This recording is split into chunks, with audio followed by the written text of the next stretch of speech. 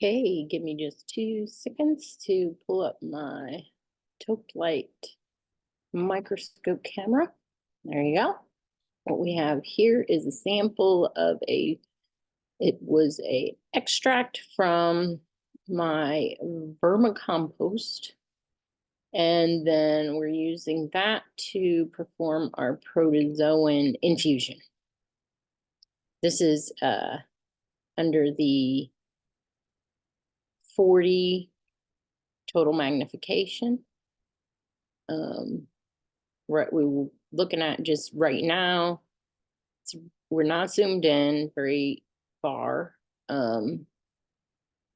We have some fungal strands, fungal hyphae here, so we can kind of assess our overall amounts of fungal hyphae, and also kind of get the overall feel for the fast moving species within this sample. I'm seeing some movements around the aggregates. This is just a blurred vision, but right here's a real fast moving critter. It's a ciliate. Down here just came into view as a ciliate. Here are some ciliates coming into view. So that's telling us we've definitely got some low oxygen environment here. We have to work very hard to make sure we don't tip the scale too far, because if we push these bacteria over the edge, they will zap the nitrogen or oxygen from our system here.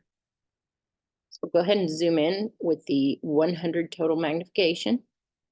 This is kind of one that I like to use. We use the 100 mag for our nematode count.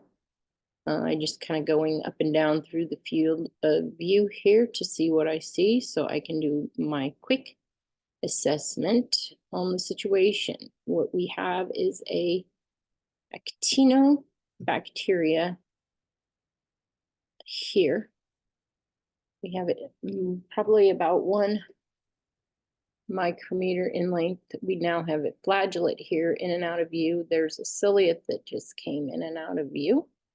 Another ciliate. So you'll see them come in and out of view because they are swimming up and down the depth of this slide. So now we're looking basically at nearly close to the bottom of the slide where most of the debris have collected. What we have in the center here, non-moving, is a nematode. I like to use the 100 so I can find the nematodes. They're very easy to spot when they are moving. Here we have a flagellate dragging around a particle of an aggregate, and they want to collect these particles and form these aggregates, and the bacteria will create the glues, the sugars, which hold them together. That is what increases the porosity of the soil so that water can actually soak down into it like a sponge instead of being stuck at the top layer, creating too much moisture there, and then creating that greeny moss, which is why we need the protozoans, because they're going to form those aggregates and move them around in the soil. So we will zoom in on this here. I need to see if we have started to lose or if it's just stunned. When you move them, I have to move this very slowly or else it'll go too far. When you move them, they get scared and they play dead, kind of like a possum, I guess.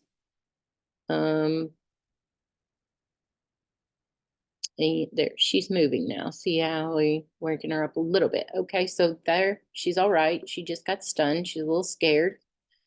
So we haven't lost those. We have flagellate here. We have testate amoebae, flagellate coming in here. I'm not sure. That looks like organic matter. I don't think it's anything really moving. This, okay, see this? You probably can't see it. It's real hard when it's a flagellate. But they've got these arms out front. You can see the arm out front. Now he's going looking and it's pulling him along. gonna grab onto an aggregate. Oh, I'm not sure what this here is, but it's looking something like a spirochete. Spirochetes show me that we have gone anaerobic at some point in time, and we are in low oxygen environment. There went another spirillum up through there. And we are getting into day 7. The biofilm in this brew is getting up there, so I have been utilizing it and using it on the houseplants. So there you have some of this very interesting things and why we want so many protozoan, and you can see them flying around through here. Here's a filamentous type bacteria, but because I'm forcing so many protozoans, they're going to be keeping the bacterial numbers low. Then I'll have to stimulate and then make sure I don't go anaerobic so that I have the bacteria turning them into my nitrogen sources into nitrate. And we also want to increase our porosity in the soil so that we can get air to penetrate within that top 4 inches and allow these bacteria to form small micro pocket of anaerobic areas where the nitrogen fixtures are, and they can convert that nitrogen from the air into form that plants can use. So there you go, real quick, what's under the microscope and how you're going to analyze. Okay, so right up here you see this vortex. Somebody's here having snacks. That's a ciliate. She's moving with her feet the stuff around her. I could take you around and try to look for stalk ciliates, but you look for that vortex movement. Oh, I could show you some of the beneficial fungi that we were looking at. There's just, it could take, you know, here's a vortex over here. So these are ciliates hanging out here in the aggregate, and they're chewing up all this bacteria. So obviously, you know how many billions and billions of them they are, and that we can create. There is, oh, this is a really neat one right here, nematode here.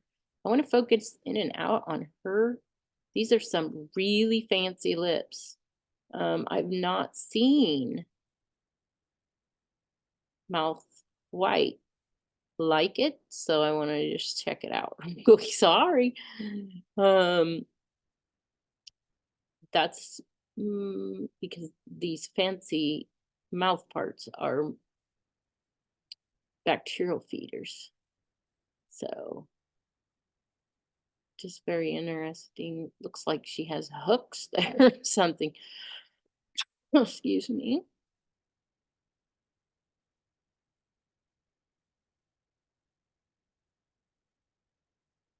She's starting to wake up a little. Seems like when you keep the light right on them like that, it seems to get them to wake up. She almost looks like she would be an intestinal parasite one because of those weird looking hooks. But I'm thinking those are just fancy lips feeding on bacteria. Okay. What I wanted to just try to find, these are, looks like mainly ciliates in here. Oh, wanted to find their stalk ciliate. She may be in here. If you look for this vortex, there is a flagellate hanging out right here. This ciliate's starting to move now.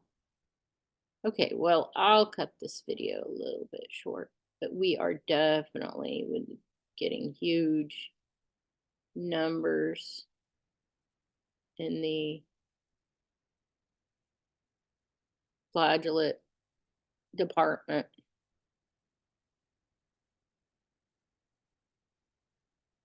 I thought I wanted to, this is the 100 total magnification again, to look around these aggregates. Okay, well, that's a big nematode.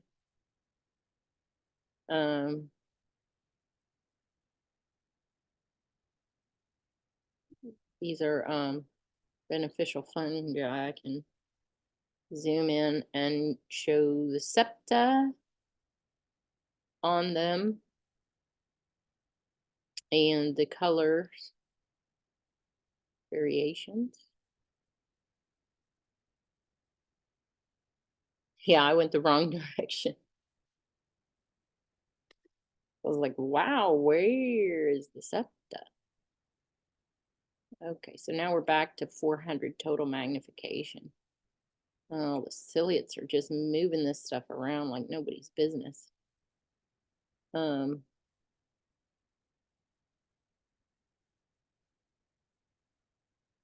Okay, so there is a beneficial fungi growing through this aggregate here. They're always hard to find because they were always in connection with.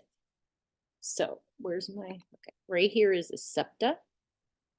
Here's the septa. Now I'll have to focus on down the line to show the next septa, because I believe we'll find one in that aggregate. And I'm not see it's a hard one to spot for you. But the septa is right there. So see the different contrasting color. It is more of a golden color. So beneficial by its width. Here's another beneficial growing. Quite a bit of one growing here. So there's septa. Septa number 1 here. This is where it's been broke off. Septa number 1. And we travel on down through the focus. We measure its width and its length. These are non-uniform septa. There's another septa right there. And you just kind of follow it on down the line. And this one here next to it looks like, oh my seats, it's just crazy in different diameters. It's big and large and bubbly, but here's a septa there. They're non-uniform septa as well.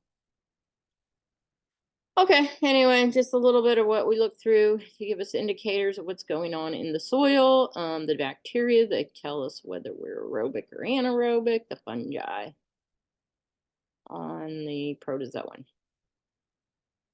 Okay, have a wonderful day today.